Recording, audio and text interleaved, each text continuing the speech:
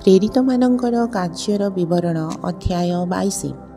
ଭାତୃ ଓ ପିତୃବୃନ୍ଦ, ମୁଁ ବର୍ତ୍ତମାନ ଆପଣମାନଙ୍କ ନିକଟରେ ଯେଉଁ ଆତ୍ମପକ୍ଷ ସମର୍ଥନର କଥା କହୁଅଛି ତାହା ଶ୍ରବଣ କରନ୍ତୁ। ସେମାନଙ୍କ ନିକଟରେ ଏବ୍ରୀ ଭାଷାରେ କଥା କହୁଅଛନ୍ତି ଶୁଣି ସେମାନେ ଅଧିକ ନୀରବ ହୋଇ ରହିଲେ। ସେଥିରେ ସେ କହିଲେ, ମୁଁ ଜଣେ ଯିହୁଦୀ, କିଲିକିଆର ତାର୍ସରେ ମୋହର ଜନ୍ମ, କିନ୍ତୁ ମୁଁ ଏହି ନଗରରେ ଲାଳିତ ପାଳିତ ହୋଇଅଛି। ଆମମାନଙ୍କ ପିତୃପୁରୁଷଙ୍କ ବ୍ୟବସ୍ଥାର ସୂକ୍ଷ୍ମ ନିୟମ ଅନୁସାରେ ଗମଲିଏଲଙ୍କ ଚରଣ ତଳେ ବସି ଶିକ୍ଷା ପାଇଅଛି। ଆପଣମାନେ ସମସ୍ତେ ଆଜି ଯେପରି ଉଦ୍ଯୋଗୀ ଅଟନ୍ତି, ଈଶ୍ୱରଙ୍କ ପକ୍ଷରେ ମୁଁ ମଧ୍ୟ ସେହିପରି ଉଦ୍ଯୋଗୀ ଥିଲି। ମୁଁ ଏହି ମାର୍ଗର ପୁରୁଷ ଓ ସ୍ତ୍ରୀ ଉଭୟଙ୍କୁ ବାନ୍ଧି କାରାଗାରରେ ପକାଇ ମୃତ୍ୟୁ ପର୍ଯ୍ୟନ୍ତ ତାଡ଼ନା କରୁଥିଲି। ଏହି ବିଷୟରେ ମହାଯାଜକ ଓ ପ୍ରାଚୀନ ବର୍ଗ ସମସ୍ତେ ମୋହର ସାକ୍ଷୀ। ସେମାନଙ୍କଠାରୁ ମୁଁ ଭାଇମାନଙ୍କ ନିକଟକୁ ପତ୍ର ଗ୍ରହଣ କରି ଦାମସ୍କସରେ ଥିବା ଲୋକମାନେ ଯେପରି ଶାସ୍ତି ପାଆନ୍ତି, ଏଥିପାଇଁ ସେମାନଙ୍କୁ ସୁଦ୍ଧା ବାନ୍ଧି ଜେରୁସାଲେମକୁ ଆଣିବା ନିମନ୍ତେ ସେ ସ୍ଥାନକୁ ଯାଉଥିଲି। କିନ୍ତୁ ମୁଁ ଯାଉ ଯାଉ ଦାମସ୍କସର ନିକଟବର୍ତ୍ତୀ ହୁଅନ୍ତେ ପ୍ରାୟ ମଧ୍ୟାହ୍ନ ସମୟରେ ଅକସ୍ମାତ୍ ମୋହର ଚାରିଆଡ଼େ ଆକାଶରୁ ମହାଆଲୋକ ଚମକି ଉଠିଲା। ସେଥିରେ ମୁଁ ଭୂମିରେ ପଡ଼ିଗଲି, ଆଉ ମୋ ପ୍ରତି ଉକ୍ତ ଏହି ବାଣୀ ଶୁଣିଲି, ସାଉଲ ସାଉଲ, କାହିଁକି ଆମକୁ ତାଡ଼ନା କରୁଅଛ? ମୁଁ ଉତ୍ତର ଦେଲି, ପ୍ରଭୁ, ଆପଣ କିଏ? ତେଣୁ ସେ ମୋତେ କହିଲେ, ତୁମ୍ଭେ ଯେଉଁ ନାଜରତୀୟ ଯୀଶୁଙ୍କୁ ତାଡ଼ନା କରୁଅଛ, ଆମ୍ଭେ ସେଇ।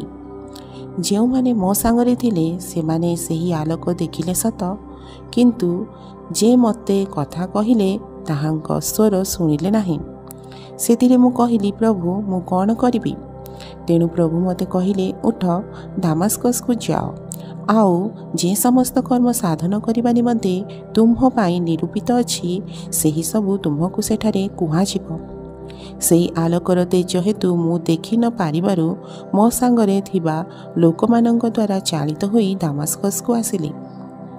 ସେହି ସ୍ଥାନ ନିବାସୀ ସମସ୍ତ ଯିହୁଦୀଙ୍କ ନିକଟରେ ସୁଖ୍ୟାତି ସମ୍ପନ୍ନ ହନନୀୟ ନାମକ ବ୍ୟବସ୍ଥା ଅନୁସାରେ ଜଣେ ଭକ୍ତ ଲୋକ ମୋ ନିକଟକୁ ଆସି ପାଖରେ ଠିଆ ହୋଇ ମୋତେ କହିଲେ, ସାଉଲ ଭାଇ, ଦୃଷ୍ଟିପ୍ରାପ୍ତ ହୁଅ। ସେହି ମୁହୂର୍ତ୍ତରେ ମୁଁ ତାହାଙ୍କ ପ୍ରତି ଦୃଷ୍ଟିପାତ କଲି।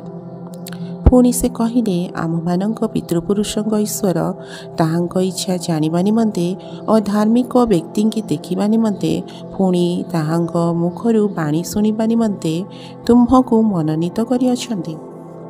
କାରଣ ତୁମ୍ଭେ ଯାହା ଯାହା ଦେଖିଅଛ ଓ ଶୁଣିଅଛ, ସେହିସବୁ ବିଷୟରେ ସମସ୍ତ ଲୋକଙ୍କ ନିକଟରେ ତାହାଙ୍କର ସାକ୍ଷୀ ହେବ। ଆଉ ଏବେ ତୁମ୍ଭେ କାହିଁକି ବିଳମ୍ବ କରୁଅଛ? ଉଠ, ବାପ୍ତିଜିତ ହୁଅ, ପୁଣି ତାହାଙ୍କ ନାମରେ ପ୍ରାର୍ଥନା କରି ଆପଣା ପାପ ସବୁ ଧୋଇ ପକାଅ। ଇତ୍ୟୁତ୍ତରେ ମୁଁ ଜେରୁସାଲେମକୁ ବାହୁଡ଼ି ଆସି ମନ୍ଦିରରେ ପ୍ରାର୍ଥନା କରୁଥିବା ସମୟରେ ମୂର୍ଚ୍ଛିତ ହୋଇ ତାହାଙ୍କୁ ଦର୍ଶନ କଲି। ସେ ମୋତେ କହିଲେ, ବିଳମ୍ବ ନ କରି ଶୀଘ୍ର ଜେରୁସାଲେମରୁ ବାହାରିଯାଅ, କାରଣ ସେମାନେ ଆମ୍ଭ ବିଷୟରେ ତୁମର ସାକ୍ଷ୍ୟ ଗ୍ରହଣ କରିବେ ନାହିଁ। ସେଥିରେ ମୁଁ କହିଲି, ପ୍ରଭୁ, ମୁଁ ଯେ ଆପଣଙ୍କଠାରେ ବିଶ୍ୱାସୀମାନଙ୍କୁ ସମାଜ ଗୃହରେ ଧରି କାରାଗାରରେ ପକାଉଥିଲି ଓ ପ୍ରହାର କରୁଥିଲି, ଏହା ସେମାନେ ନିଜେ ଜାଣନ୍ତି। ଆଉ ଯେତେବେଳେ ଆପଣଙ୍କ ସାକ୍ଷୀ ସ୍ତିଫାନଙ୍କ ରକ୍ତପାତ ହେଉଥିଲା, ସେତେବେଳେ ମୁଁ ମଧ୍ୟ ପାଖରେ ଠିଆ ହୋଇ ତାହା ସମର୍ଥନ କରୁଥିଲି, ପୁଣି ଘାତକମାନଙ୍କ ବସ୍ତ୍ର ରକ୍ଷା କରୁଥିଲି। ସେଥିରେ ସେ ମୋତେ କହିଲେ, ଯାଅ, କାରଣ ଆମ୍ଭେ ତୁମକୁ ଦୂରକୁ ବିଜାତିମାନଙ୍କ ନିକଟକୁ ପ୍ରେରଣ କରିବୁ। ଲୋକମାନେ ଏହି ପର୍ଯ୍ୟନ୍ତ ତାହାଙ୍କ କଥା ଶୁଣି ବଡ଼ ପାଟିରେ କହିଲେ, ଏପରି ଲୋକଟାକୁ ପୃଥିବୀରୁ ଦୂର କର, କାରଣ ତାହାର ବଞ୍ଚି ରହିବା ଉଚିତ ନୁହେଁ। ଆଉ ଯେତେବେଳେ ସେମାନେ ଚିତ୍କାର କରି ଆପଣା ଆପଣା ବସ୍ତ୍ର ଫୋପାଡ଼ି ଆକାଶ ଆଡ଼କୁ ଧୂଳି ପକାଇବାକୁ ଲାଗିଲେ, ସେତେବେଳେ ସହସ୍ର ସେନାପତି ତାହାଙ୍କୁ ଗଡ଼ ଭିତରକୁ ଘେନିଯିବା ପାଇଁ ଆଜ୍ଞା ଦେଲେ। ପୁଣି ଲୋକେ କାହିଁକି ତାଙ୍କ ବିରୁଦ୍ଧରେ ଏ ପ୍ରକାର ଚିତ୍କାର କରୁଅଛନ୍ତି, ଏହା ଜାଣିବା ପାଇଁ କୋରଡ଼ା ପ୍ରହାର ଦ୍ୱାରା ତାହାଙ୍କୁ ପରୀକ୍ଷା କରିବା ନିମନ୍ତେ ଆଦେଶ ଦେଲେ। ସେମାନେ ତାହାଙ୍କୁ କଷା ମାରିବା ପାଇଁ ବାନ୍ଧିବା ଉତ୍ତାରେ ସେ ନିକଟରେ ଠିଆ ହୋଇଥିବା ଶତସେନାପତିଙ୍କୁ କହିଲେ, ଜଣେ ରୋମୀୟ ପ୍ରଜାର ବିଚାର ନ କରି ତାହାକୁ କୋରଡ଼ା ମାରିବା ଆପଣଙ୍କ ପକ୍ଷରେ କି ଆଇନ ସଙ୍ଗତ? ସେହି ଶତ ସେନାପତି ଏହା ଶୁଣି ସହର୍ଷ ସେନାପତିଙ୍କ ନିକଟକୁ ଯାଇ ତାହାଙ୍କୁ ସେହି କଥା ଜଣାଇ କହିଲେ, ଆପଣ କ'ଣ କରିବାକୁ ଯାଉଅଛନ୍ତି? ଏହି ଲୋକ ତ ଜଣେ ରୋମିଓ। ସେଥିରେ ସହର୍ଷ ସେନାପତି ଆସି ତାହାଙ୍କୁ କହିଲେ, ମୋତେ କୁହ, ତୁମେ କି ଜଣେ ରୋମିଓ? ସେ କହିଲେ, ହଁ। ସେଥିରେ ସହର୍ଷ ସେନାପତି ଉତ୍ତର ଦେଲେ, ଅନେକ ଅର୍ଥ ଦେଇ ମୁଁ ଏହି ନାଗରିକ ପଦ ପ୍ରାପ୍ତ ହୋଇଅଛି। ପାଉଲ କହିଲେ, କିନ୍ତୁ ମୁଁ ଜନ୍ମରେ ରୋମିଓ। ତେବେ ଯେଉଁମାନେ ତାଙ୍କୁ ପରୀକ୍ଷା କରିବାକୁ ଉଦ୍ୟତ ଥିଲେ ସେମାନେ ତତ୍କ୍ଷଣାତ୍ ସେଥିରୁ ନିବୃତ୍ତ ହେଲେ।